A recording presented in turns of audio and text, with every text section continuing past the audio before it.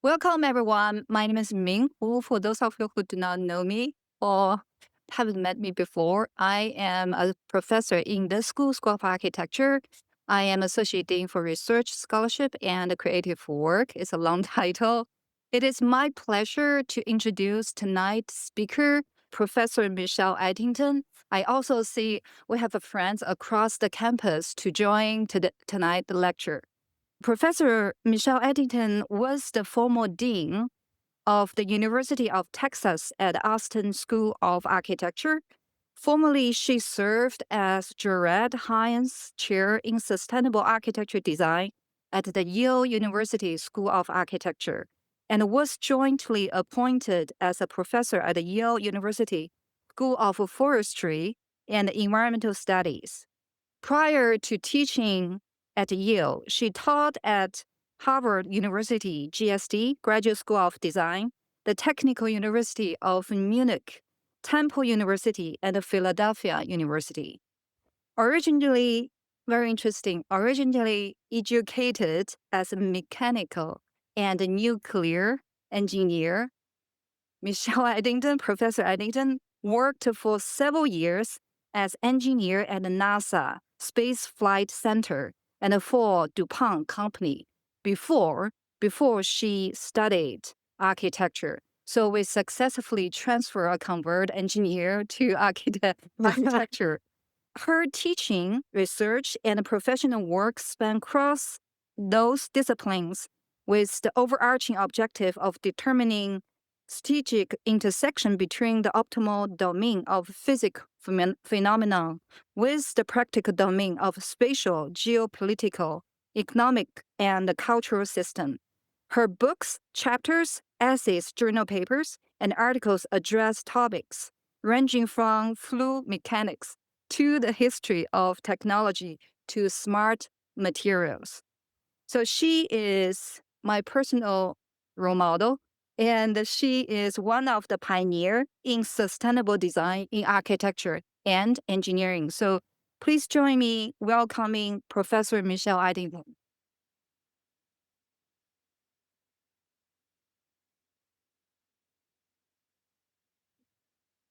Actually, Ming is my role model. I've known Ming now, I don't know, at least 10 years, if not longer. Probably the most brilliant researcher working in the field today. I would give anything to have studied with you. And I'm going to give anything if I can do some research with you because you're really incredible. I do want to thank you for inviting me. I've never been to Indiana before, so I'm discovering a whole lot about Indiana, about South Bend, but most importantly about Notre Dame, which blows me away. I've had an incredible day. Everybody I have met has been so intriguing, so fascinating. And the students, you all are amazing. I have never enjoyed a lunch more with students than I enjoyed today. And let me just say, as a dean and a professor for such a long period of time, I've had to sit through an awful lot of lunches and snacks with students. This was an amazing group of students. And I also had a marvelous afternoon learning what your dean is planning. And I'll tell you more about that at some point in time. It was just fascinating to hear what's going to be happening here, what has happened here. I'm just thrilled to be here. Let me start off with a rather sobering story. This happened right before the pandemic.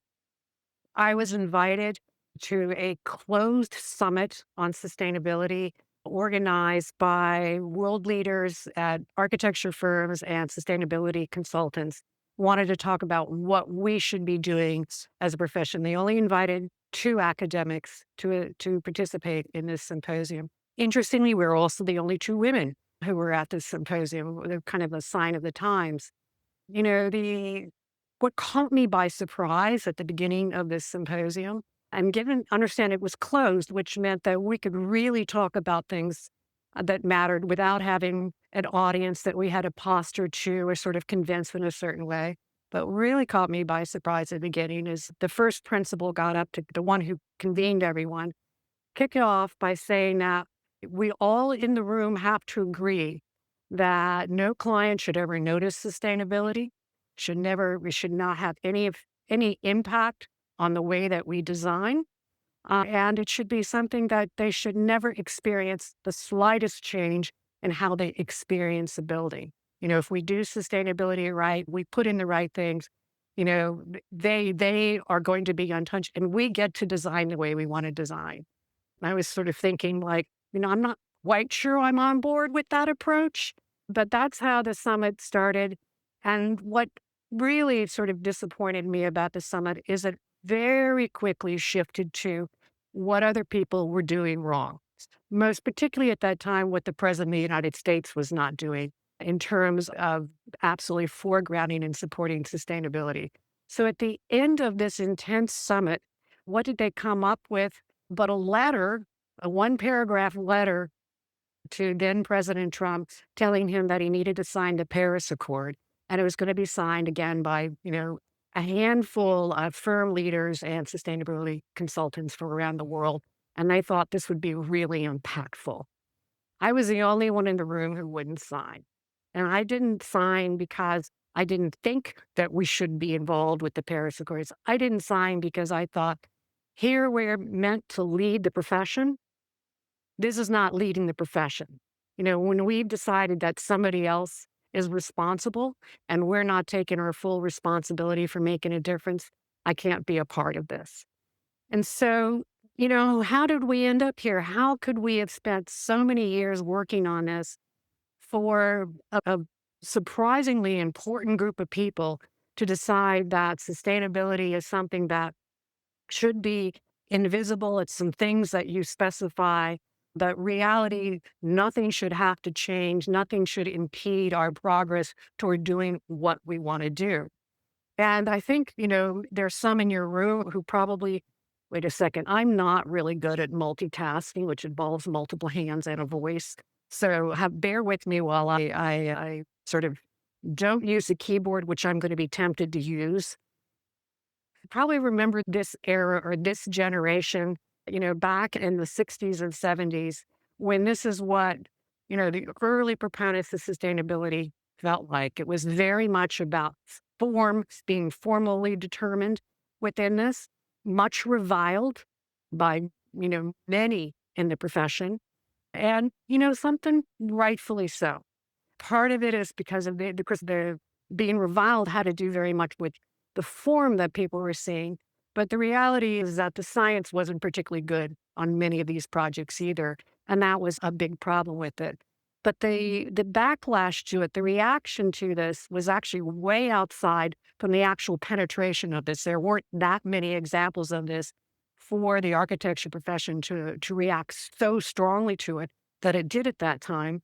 But it is what led us down this path that, instead of something that's formally determined, it was all going to be about technologies that we specify, certain things like that. And so we began to sort of shift away from it being form, and we start moving it to things that we choose, things that we specify within that. And that's where we are today. We're still very technology driven within this in terms of a specification, very little about how we think about our buildings, very little about how we think about our cities or what we're rethinking, what we're redesigning within this. So, how do we end up here?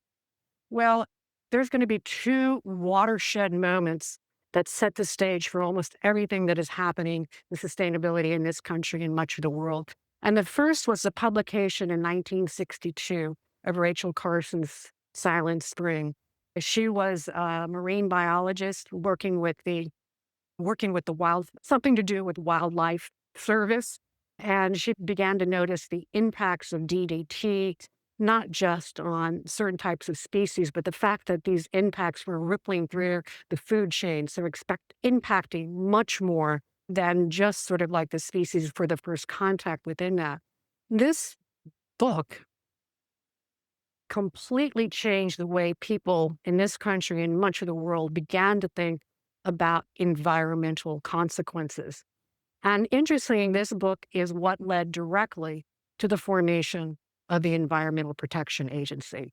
That came from people who were sort of proponents and talking about what happened in terms of the contamination caused by DDT.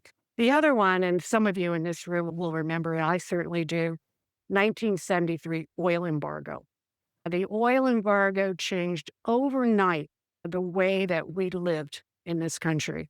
The most sort of, dramatic part of it, of course, was the shortage of gasoline that took place. But the other part that happened very quickly within this was a series of very fast policy decisions, doing things like actually changing the way that we operated buildings. Everyone in here has probably taken an environmental systems class. You've studied things like constant air volume and variable air volume. We were constant air volume systems until this happened. After that, we switched to variable air volume systems. And a lot of the problems we have with sick building syndrome emerge from that time period, but that's something that comes later on that. Again, a backlash eventually. Oh, by the way, speed limits went down to 55. As somebody who drove a Mustang at 85, it was very difficult for me. But on the other hand, I didn't have any gas for it. So it really didn't matter that much at that point. But this too was a watershed moment. It shook up our government. And this is when the Department of Energy was formed as a result of that. So you think about this, the two main agencies in this country dealing with one, the environment, and the other one with energy, came out of these sort of two watershed moments. So it was just a few years after this that, the UN decided it was time to start putting together a more comprehensive and more coherent way to address these problems. And so in 1983, the Director General asked Gro Harlem Brundtland, she was the Prime Minister of Norway, to chair a new commission to formulate a global agenda for change. That commission was the World Commission on Environment and Development. And this was their objective. It was, first of all, to begin to understand collectively questions of environment and development as opposed to sort of treating them as something separate. It was to begin to build international cooperation, particularly through treaties and policy. And it was also had a mission to deal with education, sort of raising sort of the level of knowledge throughout the world as to these issues. These were issues that they put forward on this as sort of the things they needed to be thinking about. And this is a stunning list of things environmentally that they were concerned about at that time, but they were equally concerned with developmental issues that affected particularly, the poorest segment of society.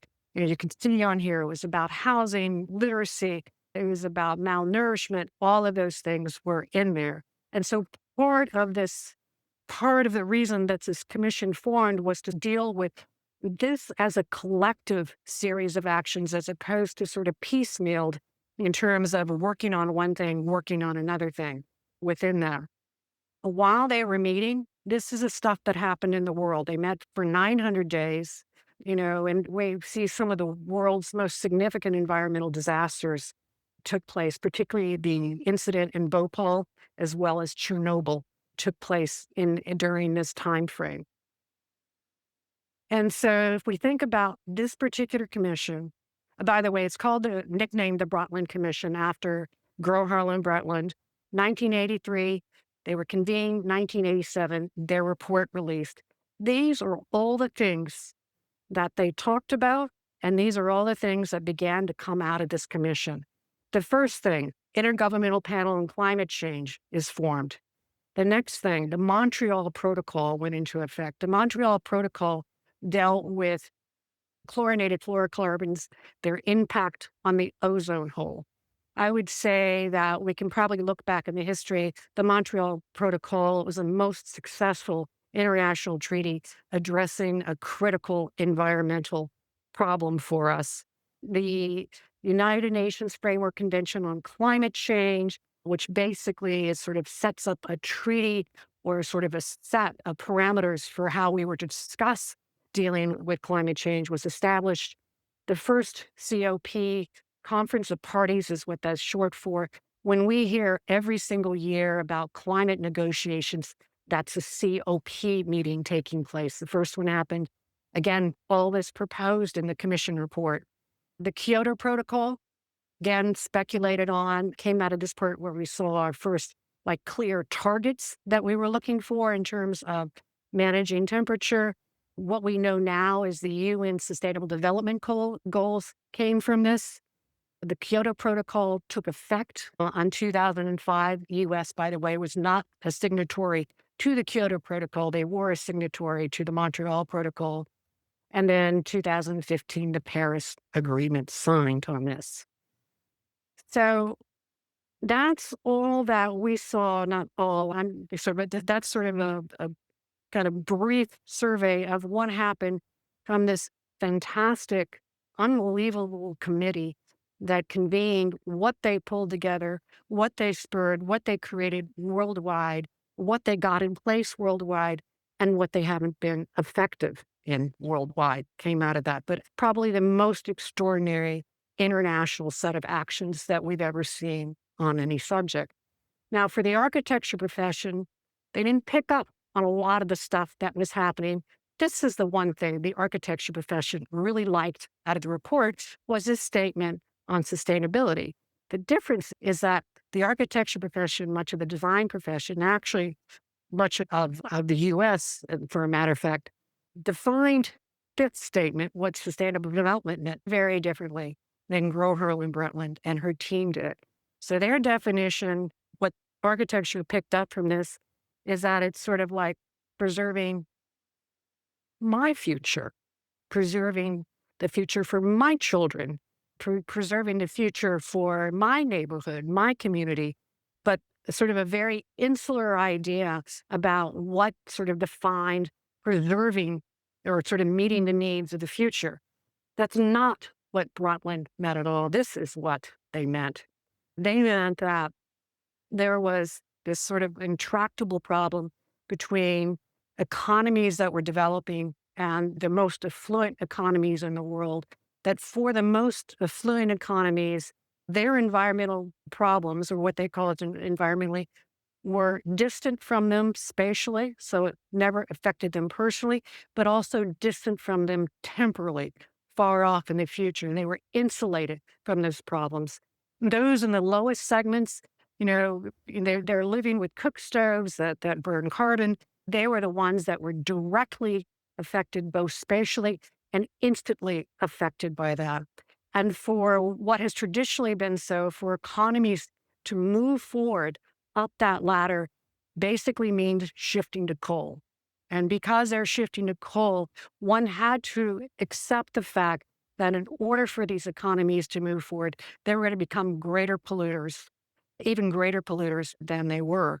And so for Brundtland and her team, the idea here was how those of us in the affluent and the wealthier parts of the world were going to have to sort of make sacrifices in order to allow the rest of the world to begin to catch up. And those sacrifices were going to be so that the rest of the world would actually have to go through that cycle. So her idea, or their idea, of sustainability and preserving for the future was not about preserving our future per se, such that we can continue to waste as much as we wanted to, but it was about sort of like ensuring that those who did not have actually had a future. We missed all of that. And so many of our goals on sustainability, particularly when we think, is this a sustainable house? This is a sustainable project, completely missed the idea that sustainability was never about an isolated thing and its future, or an isolated group of people and their future. It really was about finding this kind of support throughout the world. So 20 years after the commission came out, I thought it would be a good time to take a pause and see how it had impacted the field of architecture. So I convened a symposium at Yale. This is the poster from the symposium.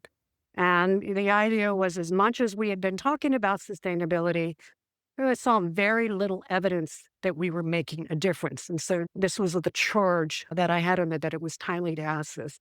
I decided that who better to come and be the keynote speaker. So I found Gro Harlem Brundtland. So I brought her in from Norway to be the keynote speaker. This was at Yale, and I don't know how many of you know Robert A.M. Stern, who's a dear friend of mine, and he was the dean who lured me there from Harvard. And when I told him I was going to bring Gro Harlem Brundtland, he goes, "Prime Minister sounds dull, you know?" And then he was very alarmed when he found out she wasn't going to have slides. And I will say that at the end of her talk, he said he'd never heard a more riveting speaker on that. So I'm very gratified by it. But the idea of this symposium was to bring in people that we didn't normally talk to. So I brought in neurobiologists, I brought in people from the Defense Department, a whole wide array of people who saw things in a very different kind of way. And I had really hoped from this symposium that people would start to share ideas, talk about this in a way that we could begin to sort of envision something different for the future. And then I capped it at the end by inviting the most well-known sustainability architects to sit on a panel.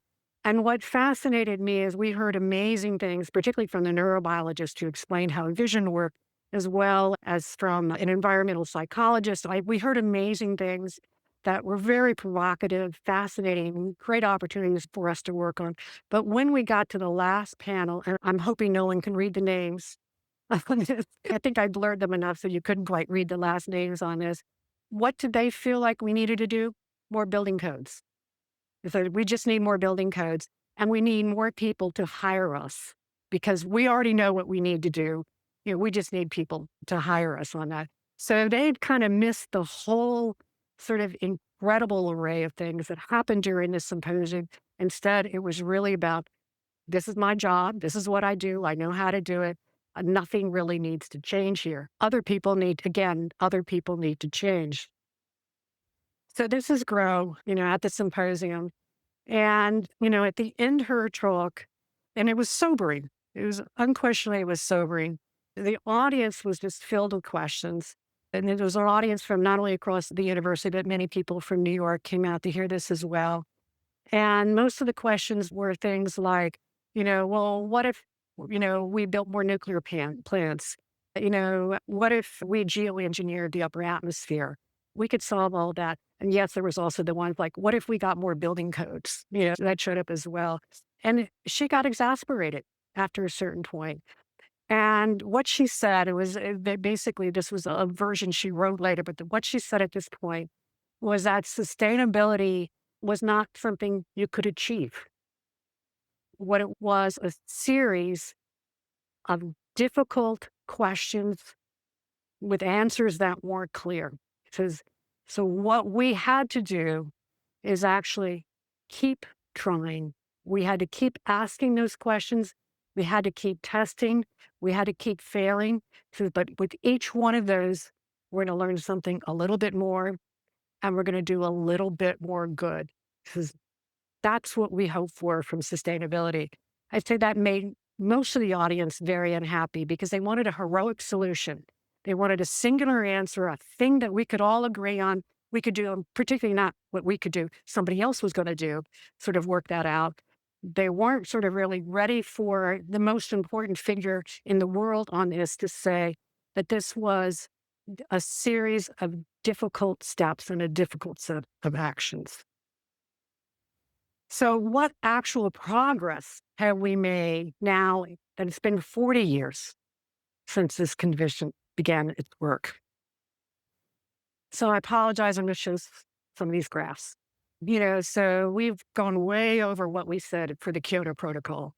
And while many people will look at this graph and they realize, North America is that sort of big swath of baby blue, kind of running through the middle of this. Europe, we can see where Europe is down there as well. They say, well, hey, a lot of us have done really well. Like we haven't gotten any worse.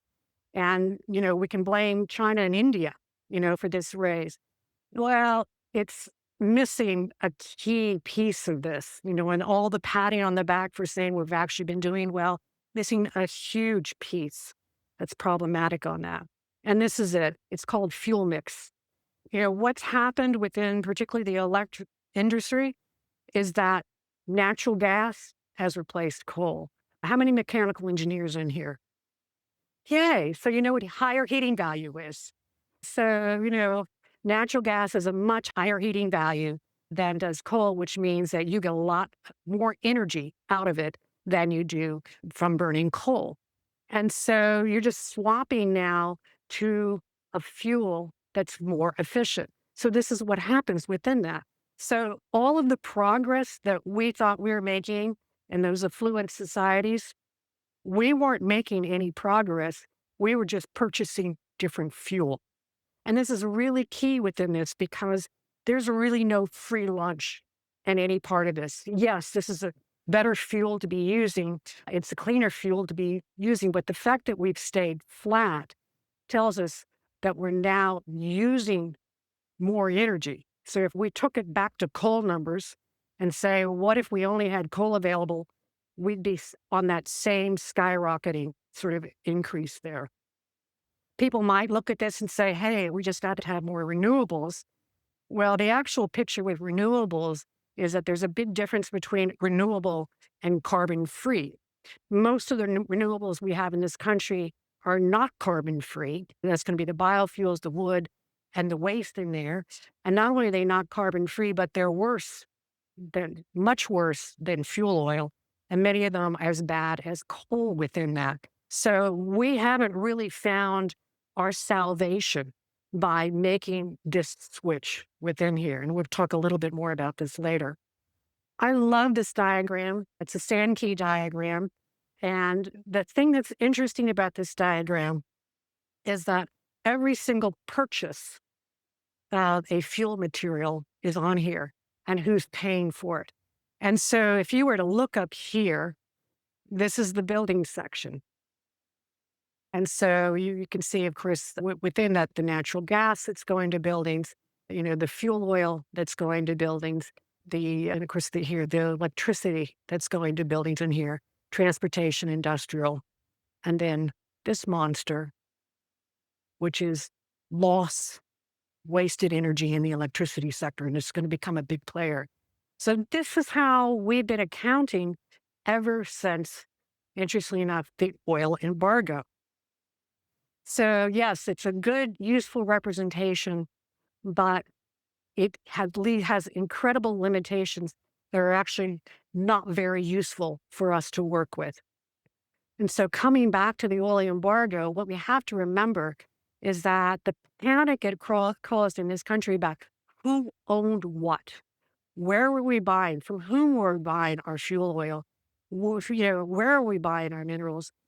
All of this spurred within this sort of an accounting to the moment of ownership and when cash changed hands. So ownership changed hands with cash. So this was all about where the transaction took place.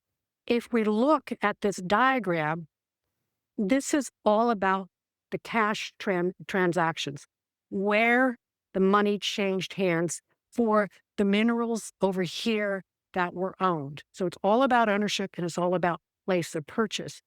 So what happens within this is that it doesn't include this operational energy in buildings up here. Oh, I'm doing all kinds of weird stuff with this. This operational energy in buildings doesn't include this. You can see how little of this is actually going to anything other than buildings. This is all us. It's just that the cash is played someplace else. And so it's accounted for someplace else. So it's left out of this accounting. You will find many sources that do find a way to bring it in, but the main accounting source keeps it completely separately. If you look at whether it's the International Energy Agency, you look at what the EIA in the US, they separate this sector out and talk. They might mention primary energy, which will include, this is a massive amount that should be accounted for up here. Most of this should be accounted for up here. Transportation energy, yes, we are starting to pay a little bit of attention to transportation energy in terms of construction. So there's some life cycle analyses that do include that. But really, the lion's share, if we start to think about it, is also our responsibility because the very way that we design our cities totally impacts the way that we think about transportation energy. How do we begin to sort of account for the decisions we're making in terms of building and how that results in this type of transportation infrastructure? And then industrial energy, the same thing. All of the embodied energy we put into our buildings gets counted for by industry. Again, that's where the money is paid directly for the fuel. We pay for the product, but we don't pay for the fuel on our end of it.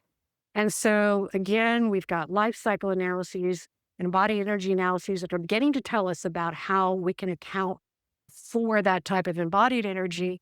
But how does that come to take into account how we deal, particularly with when we build out in an urban area? Because the infrastructure is us too. We don't have a good means of accounting for all of the infrastructure that goes to support that building. We're starting to see that an awful lot of this chart is our fault or our responsibility in order to deal with. And so, one of the things that's really key for none of these sectors actually deal with the electricity losses, but what they are good at, what they're very clear at, and what you particularly see here in the transportation. Sorry, I missed back up. You'll see in the transportation sector is that in places where it's a very straightforward use, a purchase to a direct conversion, we account very well for how an automobile, how a plane, how a train uses energy, because that's a straightforward conversion of that cash into motion within that. We do a terrible job of really accounting for any of these other sectors on it. So in 2010, the Secretary General, I mean, not the Secretary General, but I get all the titles mixed up, but the Director Generals, it depends which agency you're talking about, the Intergovernmental Panel on Climate Change, contacted me and asked me if I would pull together a session for the COP16 that took place in Cancun. We'd had a number of conversations about how all of these discussions that were taking place at these UN meetings every year were actually not talking about buildings at all, mostly because they thought buildings were kind of an insignificant player within this. Part of it is because of the poor accounting, but part of it is because they thought, buildings are easy. We really don't need to internationally sit here and talk about buildings. But we'd had a number of conversations and he became convinced that we needed to start talking about buildings. So he asked me to pull together a session, a side session to talk about this. And it was for this particular climate change conference. And this was the session I put together. And it turned out the idea of this session was to bring India and Germany together, primarily on this. The approach in Germany was very different than the approach in India at the time. And I thought this would be a great way of kind of like sitting on the table, talking together about what we could be learning from each other. When people realized that Regina Pachauri, who was the Director General of the Intergovernmental Panel on Climate Change, was going to be there, I suddenly had a flurry of different prime ministers and energy ministers from throughout the world who suddenly needed to be on the dais and speak as well. I will say the session itself was not great because everybody was saying that they knew how to do it and people just needed to listen to them. And the different prime ministers were just wanted to talk about how great their country was doing. But it was something that because I was doing that, I needed to read what every country was doing that I was bringing into this so that I could be prepared. So I did my homework and I read every document that existed at that time, nationally and internationally, on buildings and energy. And there was something that really struck me by surprise as I was reading all these documents, getting ready for this, high powered session. It was the fact that there was a single statement that showed up in all of them. This was the statement. This comes from a US document, but that statement showed up. It showed up in India. It showed up in Germany. It showed up throughout in different languages, by the way. So translated, roughly the same statement. And I kept thinking, I don't know what they're talking about. I would like to know how we could overnight, reduce energy 30 by 50% with specific types of technologies or generation systems within that. So I did what any good researcher would do. I hope your librarian is here, although I don't think she is. Did what any good research would do is I did a paper trail on this. Because what fascinated me about all these documents, the majority of them never cited their source. It was just something like, this is what we know, this is what it is. I finally found the first citation of the source, and it took a long time to track it back because a lot of these things, and I discovered this about a lot of stuff that enters into our field in architecture that people feel very strongly about, but by the time you track down where it came from, it was a really bizarre statement in one really weird instance, then you can't believe something becomes sort of accepted as fact when you do that. Well, this one, it took a long time to track it back, but it tracked back to a study of 12 houses in Southern California built at the same time using a particular set of technologies. So it goes from, and then and then moving forward from there, then, the next version of it, well, it wasn't 12 houses anymore. And then it wasn't Southern California anymore. And then it wasn't sort of like they were all built in a particular time. It suddenly becomes a worldwide number, it expanded from that. And everybody accepting that as fact. And, this is today. This is from the Department of Energy's site today. They're still repeating. And actually, I've tracked the Department of Energy. They've moved it up a little bit every year. So now this is the number that we're at on this. So this is part of the problem that we're dealing with. It's hard to get people in many fields to take what we're doing seriously. It's hard to get them to sort of look at us because they're thinking like, why haven't we done our 50%? They think this is the reason. They think it's because we don't want to. Not that actually we don't have this figured out in this particular kind of way, but they really do believe we don't want to. I was telling Ming last night that when Harvard was forming its Center for the Environment, and I was very excited. I was thinking, oh my gosh, we're going to get funding in architecture. Well, it turns out no, because, we know what we're doing. And I had an argument with John Holdren, who became the Deputy Secretary of the Department of Energy. And, in talking to him about it, and it's just like, no, actually, these are all the areas we could be researching in architecture. And his response is, you all, I was in part of it, you all know what you need to do. You choose not to do it. And I said, I would like to know what I know to do because I don't know what to do is. And his response to that is, you just need to put more insulation in buildings. So that was his idea, for it. But anyway, there actually was a study done. Interesting enough, for the one branch of the Department of Energy to still be repeating this number, there was a branch that actually not a branch, this is the National Research Council that audited all of these programs on buildings. And this was, at the time, it was an audit done, you can see from 1978 to 2000. And they had sort of pegged that $2 billion had been spent on this research. And this is what they found. Only 3 programs at that time period showed any kind of sort of energy reductions. Advanced refrigerators, you have to be a certain age in here to know how different refrigerators are today than they used to be. It used to be you could use them to heat your house. They were that inefficient. You could heat your house. I actually did it one time when my furnace went out. Electronic ballast, we don't even care about that anymore, but moving from magnetic ballast to electronic ballast and fluorescent lighting, game changer in terms of reducing energy. And then what we still use today, low emissivity glass. None of the other technologies or projects at that time that had been identified made any difference. Since then, we do know 2 more technologies that have matured and have well-developed effectiveness and penetration, variable speed, fan drives in your environmental systems, solid-state lighting. And probably sort of the next one that's going to be picking up will be heat pumps as they sort of continue to find wider penetration on that. And right now, I think the focus is primarily on smart grid integration. But, what was actually giving us results compared to the numbers they were sharing, there was a wild disconnect within that. So this is now the latest IPCC report that's out. They're now working on the 2027 report on this. And what's been very interesting within these reports, I don't know how many of you read these reports through the years, but I read the reports through the years. And, buildings were accounted for, but there was not a whole lot of discussion about buildings. There's a lot of discussion about buildings. And now there's also chapters dealing with urban systems within this as well. And so in the building chapters on this, they identify these main drivers of emissions: population growth, especially in developing countries, an increase in floor area per capita, inefficiency of newly constructed buildings in developing countries and low renovation rates in developed countries, increase in the use, number, and size of appliances and equipment, especially cooling.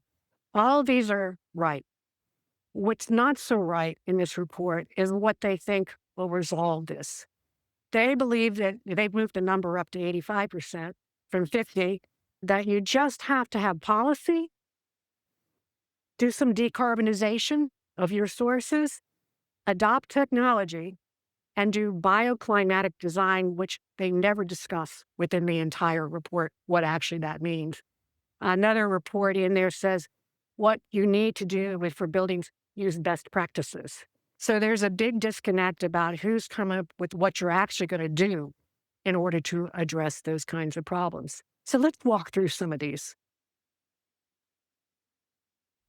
The first thing is this is looking at the energy intensity of US commercial buildings in selected years.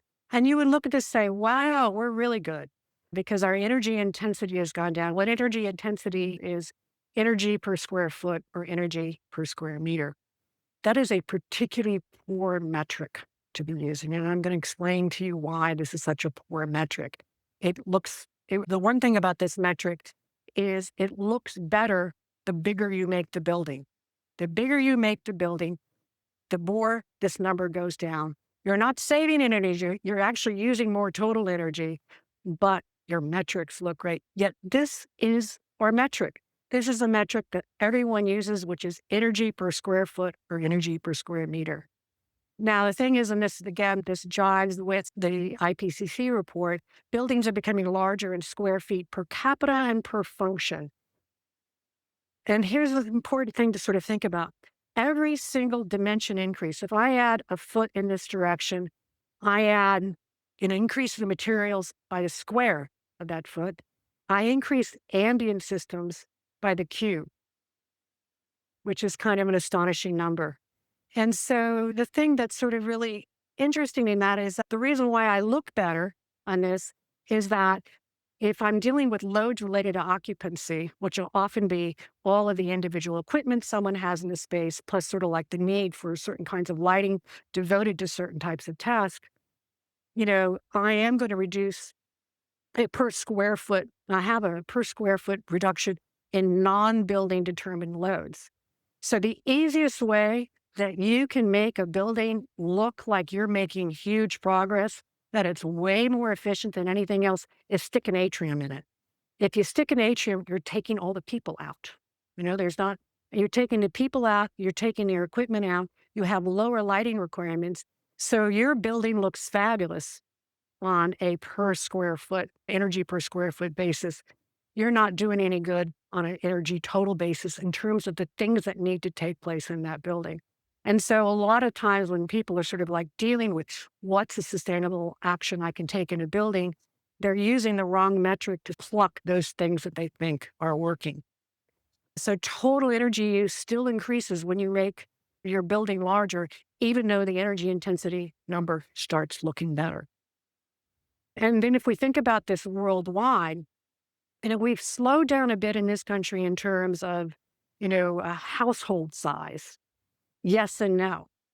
So while the typical home in the US, we're not increasing as fast as we used to, we are dropping the number of people in it. So it's still creeping up, but by dropping the number of people, it means we're actually kind of going like this in terms of sort of how many people we're serving in terms of the energy use that we have.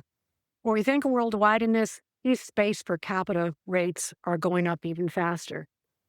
In the 1960s, the average living space per person in cities was 4 square meters. Mandates in the 90s called for an increase to 20 square meters. This is in cities. By 2000, it was 26 meters. In 2020, it was 39.8 meters per person, which is a stunning increase. By the way, still way less than what we have in the US. I often spoke to parliamentary committees from both China and India about this very topic, and it used to cause a great deal of dissension within the talks because of my concern in terms of sort of our increasing space per capita. And they did feel, and by the way, rightfully so, I had no business bringing it up when here in this country, we were still way outpacing them within that. Yet this is where we're seeing some of our largest energy increases within this. And again, we're thinking about those sort of competing development environment curves. In Mumbai, India, the average living space per person is 9 square meters. Slum dwellers, it's 1 to 5. For the richest 10%, it's 26. Again, here's the average for the US is 93 within that. So we're vastly higher than anybody else. And what's very interesting, and this is sort of where it kind of go in a slightly different direction on this, is that if we think about lighting standards, now we've become way more efficient in our lighting. I mean, what we can do with an LED versus if we start to think about, particularly things like arc lamps, back in the 19th century is absolutely stunning. But look at what happened to lighting standards. Now, I made this slide. I'm going to show the next few slides I made. You can tell when I made the slides in 2000 for students. So this is now 10,000 is daylight. It's what we'd get if we stepped outside, not looking at the sun, but daylight, like stunning. Now that number doesn't show up very often, but where these numbers show up, by the way, all of our numbers for lighting come from the lighting industry. They don't come from, again, the reason I invited the neurobiologist to come to my conference is this is someone who knew how the eye worked. They're not coming from neurobiology. They're not coming from any of that field. They're coming from the lighting industry.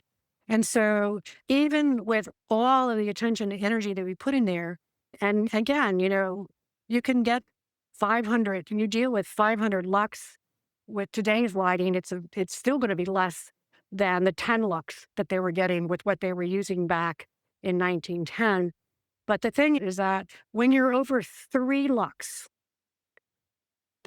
your eye now has full photopic vision. So you can distinguish things at 3 lux. Once you hit 3 lux, everything is about contrast and comparisons that take place across the retina. So we see everything through contrast. That's our understanding how we define everything. We know that is here because there's a contrast in light level. That's how we understand it. That's how we see. But none of the way that we've designed lighting takes into account the way we actually see. We are still sort of like dealing with lighting standards and our idea about what we need to do with lighting, which is universal lighting that comes from over 100 years ago. And, it beggars belief when we begin to think about neurobiologists can explain this to us. We can see this, we can witness this, and yet we still do this. So this is a slide that comes from that first time period, 2020. This is the library at Gunhole at Harvard. And I use this as an example for students is like, why in the library that no matter where you are in that library, it's exactly the same lighting.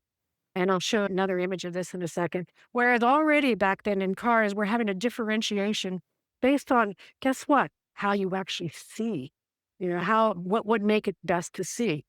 And if you look at this today, this is Gunhole still today. This is now, another several sort of years after the other one being made. This previous image is from 2000. So this is now 25 years later. They have changed the desk.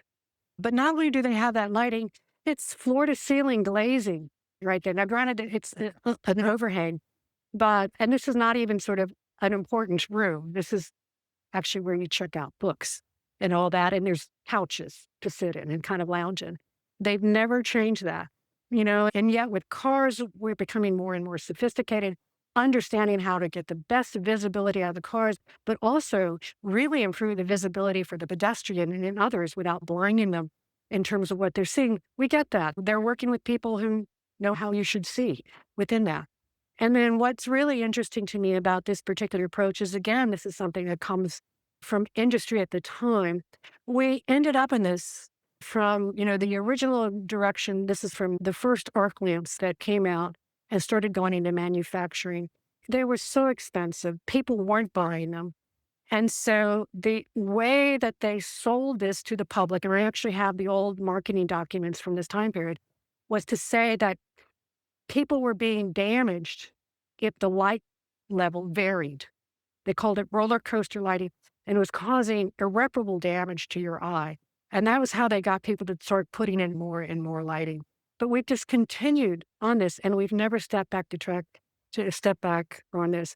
For me, when I talk particularly to architecture schools and to architecture students, you can make an incredible difference overnight in terms of just really rethinking the way that we light, using it to sort of like really think about, what do I see? How do I work within that contrast ratio? Not only would you save an enormous amount of energy, but what you design when you're actually designing for how people see and how people experience, it's an incredible opportunity. And some of the most beautiful things you'll see out there are ones where this has been very thoughtfully done. And this one, I just love this example. And I know I'm probably segueing slightly off topic, except nothing sort of demonstrates how poorly we understand how things work than this example. Dietrich Neumann, professor at Brown University, pulled together a symposium with Richard Kelly. I hope everyone knows Richard Kelly. If you don't know Richard Kelly was a lighting designer from pretty much every sort of like 20th century masterpiece that was built in this country. He did all of Kahn's buildings, Lou Kahn's buildings. He did all of Mies van der Rohe's buildings. He did Saarinen's building. He did them all. So this, so he pulled together this symposium, and one of the things that happened while he was working on it is that Richard Kelly's daughter found in her attic all of Richard Kelly's notes. And so Dietrich and I spent a couple of days pouring through those. And, what I was fascinated with in this is the way that it includes his sketches, which I'm going to show you in a second, but it includes the way that thought about here the Seagram's building in New York. Everything that's been written about the Seagram's building talks about how these planes, horizontal planes of light, were designed in order to sort of create a particular type of experience of these floating floors on that. You cannot read something written about the building that it doesn't talk about the way it was designed at light and designed for night. Except when you read the archival material, it turns out that's not why it was done like this.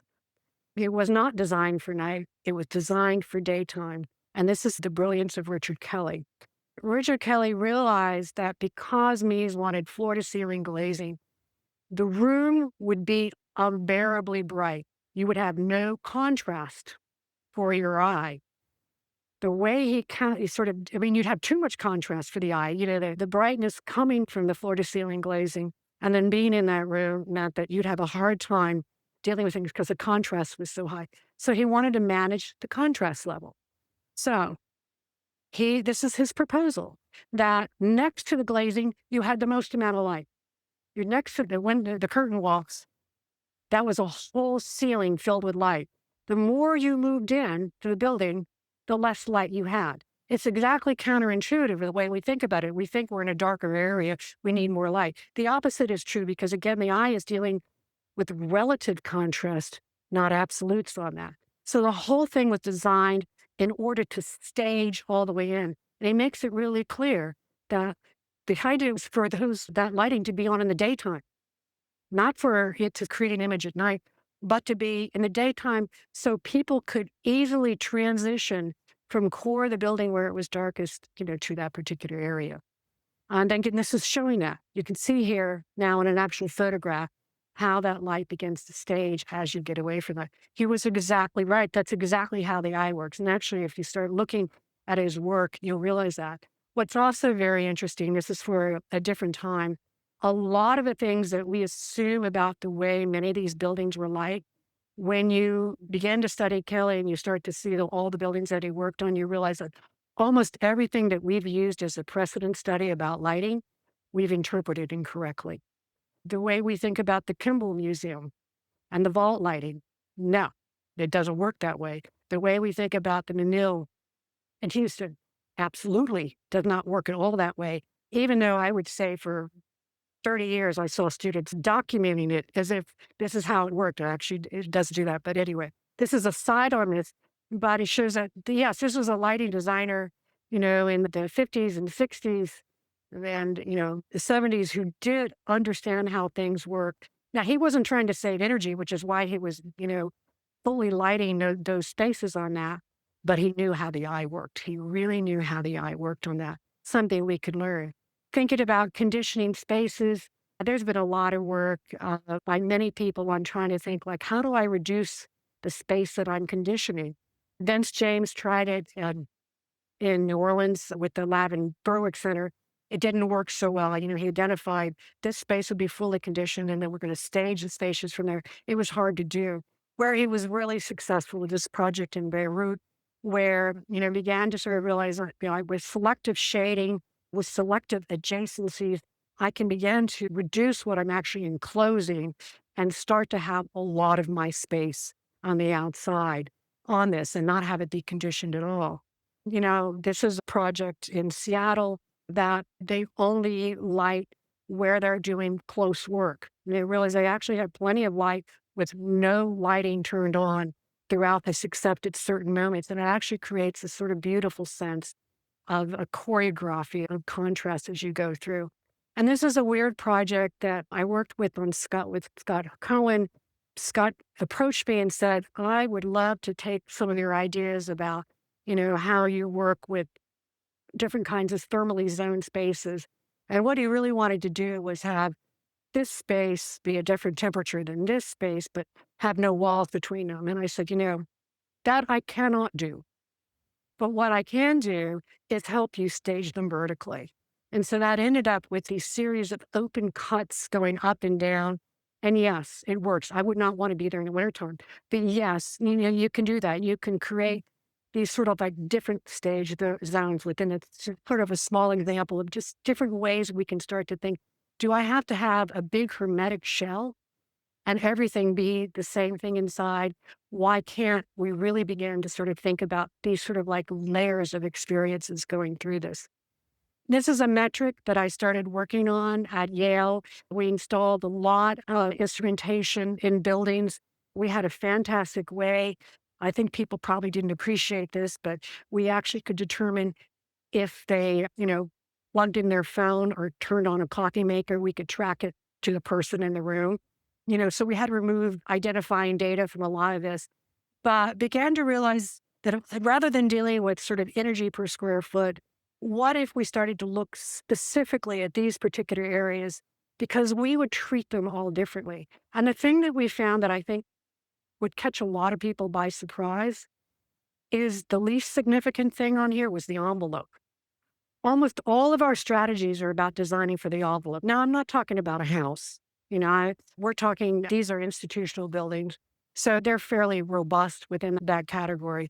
But that was sort of the least efficient thing in there. Really, is that we could make a difference by coming back, almost countering what I said before, by working with the individual equipment efficiency. What we discovered is that the biggest area to work on was putting in variable speed fans within. That was like a big ticket item for this. But this was sort of where we're beginning to work. I'd love to keep working with people and figuring out just sort of what would help us know what to, know what to focus on. Number 3 is all about the way that we think and design.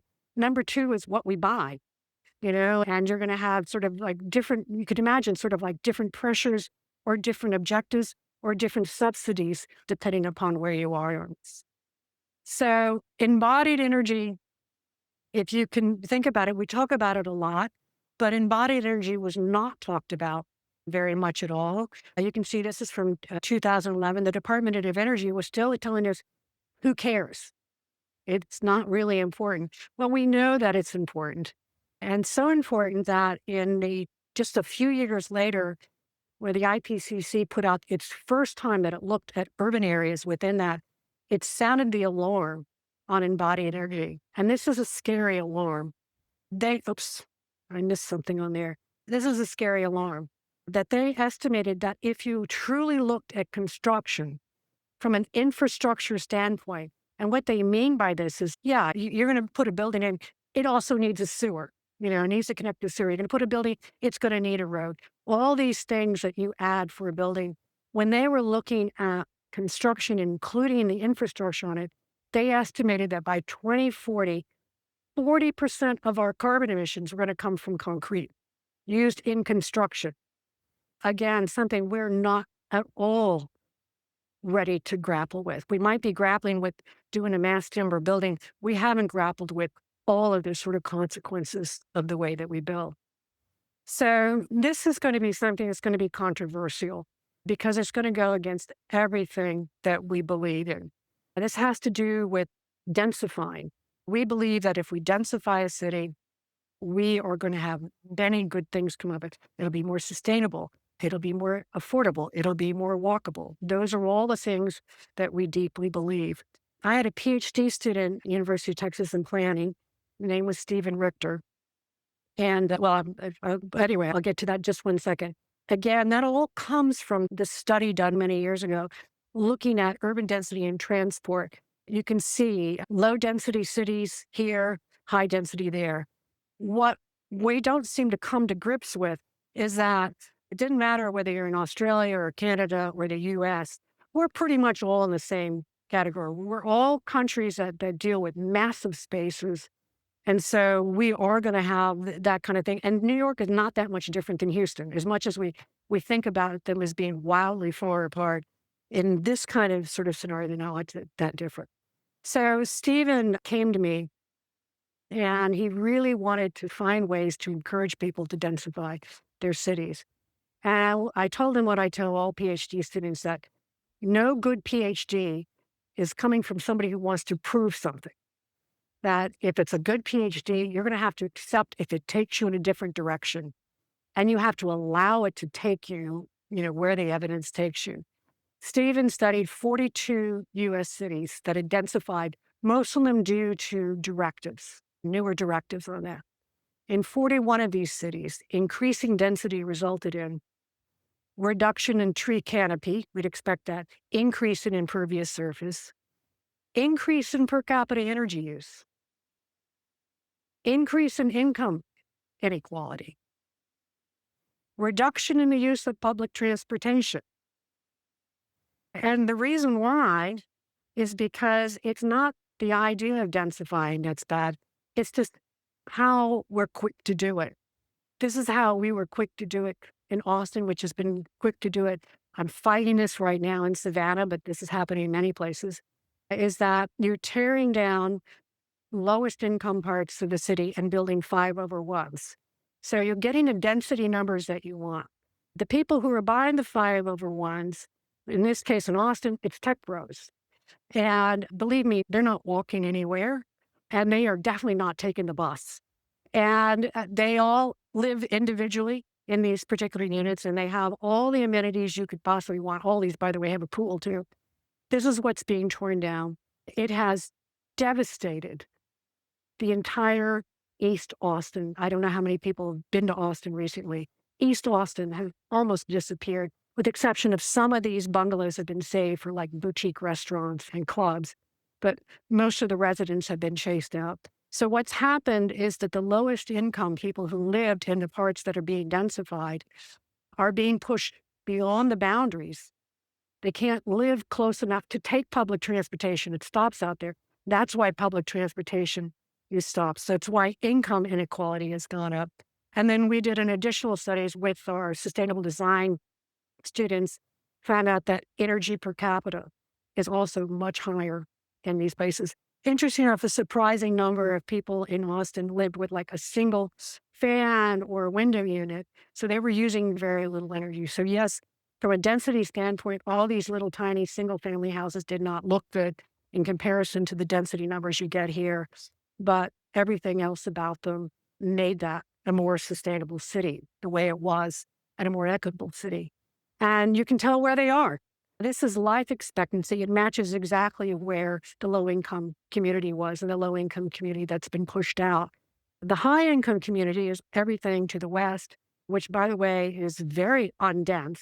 But believe me, they're not going to be building there. It's easier for them to take over multiple ways, take over the properties in the low income areas, densify there, than it is for them to start to densify in the high income areas. This is sort of another thing that's been happening there. 5 of these high rises went up in the time that I was living there, the tallest ones. This one under construction is their first super tall, and in Austin, and the principal of the firm that's building it said that it is, first of all, hey, it's great for density. So it's going to be, this is what we're doing in the name of sustainability. but even more so that it's going to bring back an old fashioned neighborliness to Austin. And when asked, well, how does that work? He says, the elevator rides will be so long, people are going to get to know each other. So this is where things like this get taken to the extreme. Let me try to wrap up. I'm so apologize. I'm so wordy. This happens to me all the time. We have grossly oversimplified rate of forcing to be about greenhouse gases, particularly carbon dioxide. It's about so much more than that. It's about every single thermal emission we make. It's about every single reflection that's out there. We pay attention to carbon because it's trapping what's trying to go back out to space. But if we create more of that to trap, we're exasperating the situation. And right now, we're creating a lot more to trap. Albedo, a lot more attention to it in the building industry. We got to pay a lot more attention to it than we have been. Thermal emissions, very difficult for us to quantify and attribute, but this is the scary one. This is the one people haven't talked about throughout much of this. We're only beginning to talk about this is water vapor. Water vapor is a much bigger greenhouse gas than carbon dioxide. We've never talked about it because it's not, supposedly was not man-made. Today's water vapor is man-made. It used to not be something man-made. It was just something we accepted. We have dramatically increased water vapor in our atmosphere, and that again through our actions on it. Let's see if I can be really quick on this.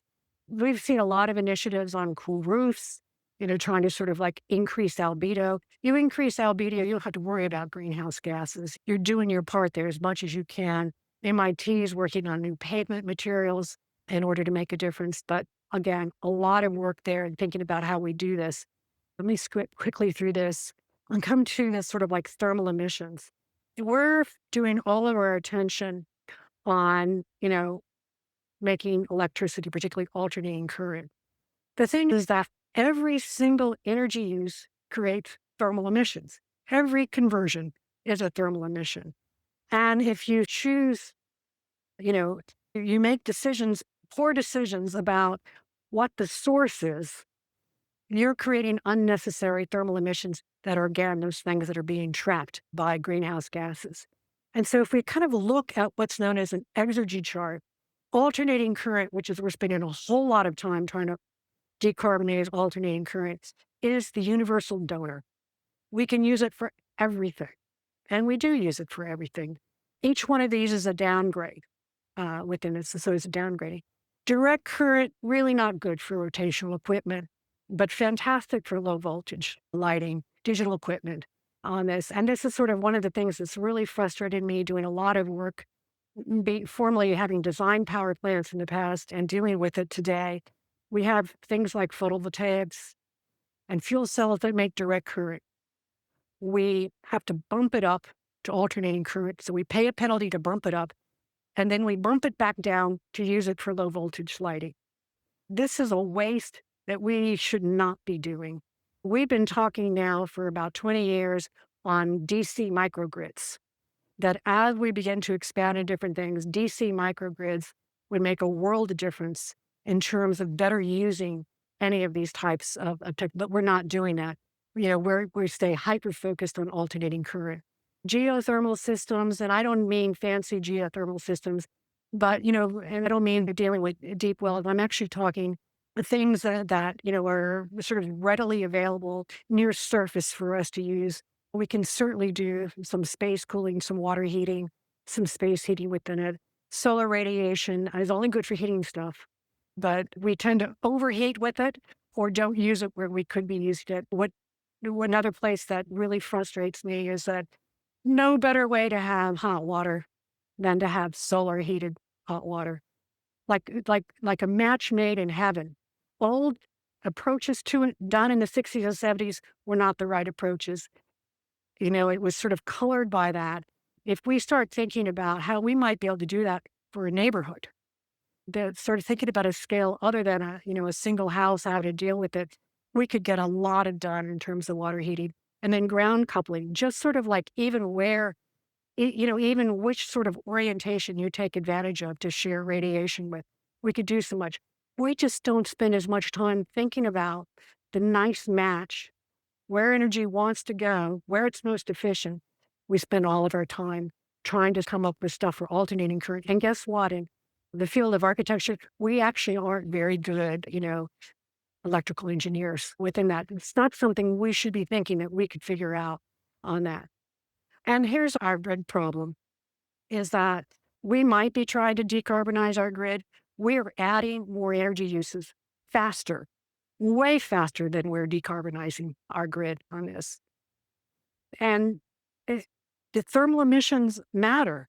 I was a fellow at SUNY Buffalo some years ago, and I spent a full day walking through the building with the building facility manager. And it's something I do every place I go. I make sure I'm on the roof. Make sure I'm walking through the mechanical rooms. I meet with the facilities manager to understand things. And the facilities manager thought it was really strange that here they are in Buffalo and they didn't have the heating on for an entire winter. And he'd heard a lecture of mine. He says, "Do you think it's because of all the equipment and lighting we have in here?" I said, "Yes, it is because of all the equipment and lighting you have in here, and also your new windows that helped on this. But all of our electrical devices are heaters. But those aren't the worst part of this. The worst thing that we're dealing with, we are so unprepared. Believe me, I only have a few more slides. I'm really just about done. Is air conditioning. Here we're looking at the thermal emissions of roof condensers. Each of these, again, a tremendous amount of energy we're moving out of buildings. This sort of a chart looking at the incredible rise that we're going to have in both air conditioning units. And we haven't even come close to the penetration that we expect to have worldwide in terms of air conditioning. Air conditioning is particularly problematic. You're dealing with both a direct thermal emission, but you're also dealing with a water vapor emission. So here's the dilemma that we are, is that the amount we're dealing with water vapor in two different ways on this. We are increasing the amount of water vapor that we're releasing simply due to the amount of air conditioning we're dealing with. But because of the feedback cycle between air temperature and moisture content, we're also sort of raising the amount that's evaporating from the earth. So we're seeing our humidity levels or our water vapor levels really pick up and really rise on it. I'm going to skip right past this one because this is actually showing the temperature anomaly due to sort of like bringing in the water vapor into play. And so it's not just sort of like the heating that we're dealing with, it's the additional water vapor we're putting in the air and sort of like dealing with the thermal anomaly. This is in a very quick time period that we're picking up. Again, we haven't come close to dealing with this. My last slide, I'm really over. One of the things that kills me about that, because I teach climatic design, is that we do have, wonderful examples that we can look at where, really brilliant strategies for climate. This is one of my favorite ones on that. A lot of these don't work anymore. They're not practical anymore, particularly as we're increasing water vapor, the ability to sort of take advantage of night radiation that's starting to disappear in many parts of the world within that. A lot of things that might have worked for this are no longer part of our palette on this. So if we could do anything, if I could leave you with one thought to do as sort of your charge, is that stop worrying about decarbonizing the grid. Actually, do encourage other people to work on that. Stop worrying about all those things.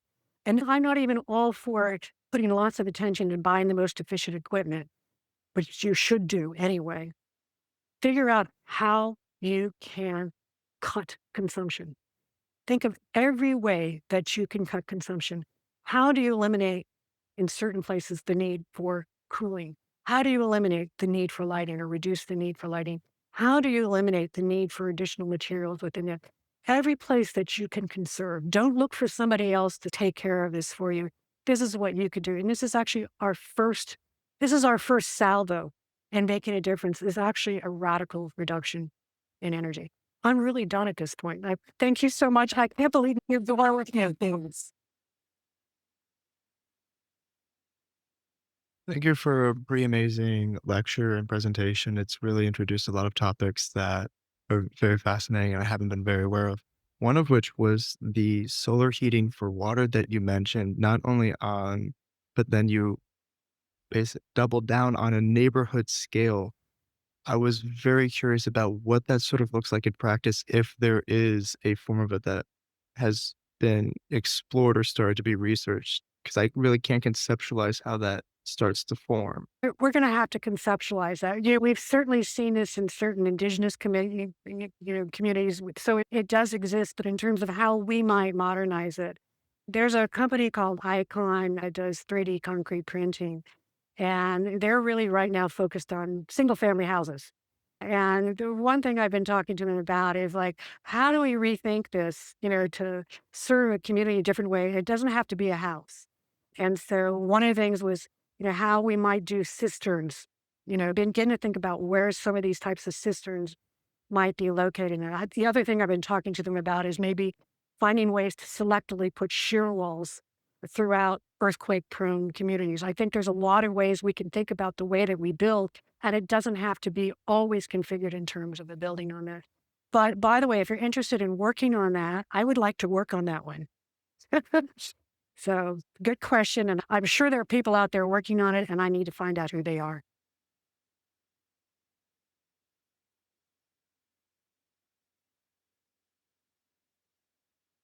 That's a good suggest. So again, thank you for coming. You mentioned a couple of times that there was various synopsis, like conferences, basically. Symposium. Symposium. They all have a synopsis with them. So Okay. yeah, you're on track. You're good. There were various symposiums that the one with like Brunswick was very successful, but then other ones were just less so. What makes for a success and successful bringing people together? And how do you recommend that we do that as well? I think that's like the question in academia, in that, one thing, it actually, I was surprised for the Brundtland, most of the Brundtland Commission Brundtland Symposium went very well until the end. But, sometimes a closed session where people aren't worried about, making an impression, trying to win over an audience, try to establish themselves or trying to get tenure, all those types of things that can come into play. But in small closed sessions, although on the other hand, the one that I opened with was one that really went off the rails, the one that was supposed to be the summit on that. But those to me, I had amazing conversations over the years when there's been a small group of us. Alcohol sometimes is involved, but mostly it's when you feel like no one's judging you, that you can allow yourself to speculate and be open by judging you, whether they're judging you performatively or judging you professionally. But it also means the people involved have to be willing to be wrong, really willing to be wrong. And in many ways, embracing the fact that they maybe didn't know how things worked.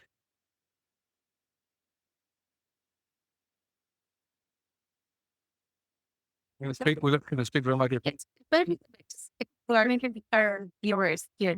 First of all, I want to thank you for coming and for a marvelous lecture about topics that we don't normally or typically speak about in the school or any school probably. And I want to ask you a very practical question because we're pursuing models of design, both architectural and urban, that are either classical or vernacular, and that they are covering all kinds of countries and all kinds of places that are different than ours. How do we include the questions that you asked today and the issues that you brought up into a regular studio? Because I assume that another way to begin to think about this in depth and with substance is not when somebody comes to you 30 years into practice and say, what you're doing here, but really in the first time you put a line on paper. This becomes an extraordinarily essential part of our lives and of our contributions to our lives as we become professional. How do we take these concerns and build them into architectural design at a daily studio level? It's so difficult. And I will say that, I struggled with this for so many years. The 25 years I spent teaching at Harvard and Yale before I became a dean was a daily struggle of figuring out how I was going to get this into studio. And I finally was able to get it to the students when I stopped trying to have it be a complete picture, that stopped having to be a complete set of solutions. I started to split it up into if they could understand one thing, what one thing do I want them to understand? And I will design something around that. And then they can take that understanding and then bring it into studio. So it wasn't about how to make their project better, it was how to get them to understand one phenomenon.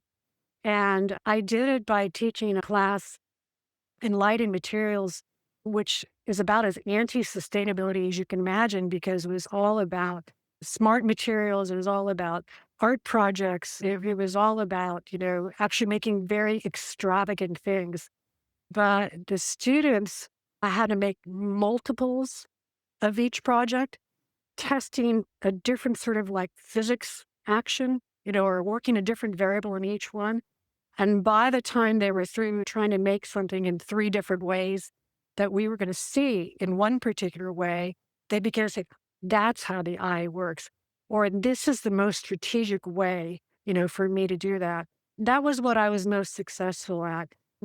So I would love, I think I'm going to have to talk to Ming about this, but I would love to hear from other people who are struggling with this. But this is one of the reasons why we've talked a little bit about assembling, a brain trust, a small group of those of us who have been working on this for a long time and beginning to say, when is the moment that for a student, for a practitioner, for a professor, they get that, ah, this is how I make a difference in this.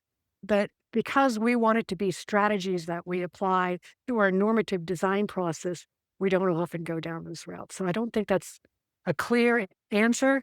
It's the best one I have tonight. So Well, thank you for this great lecture.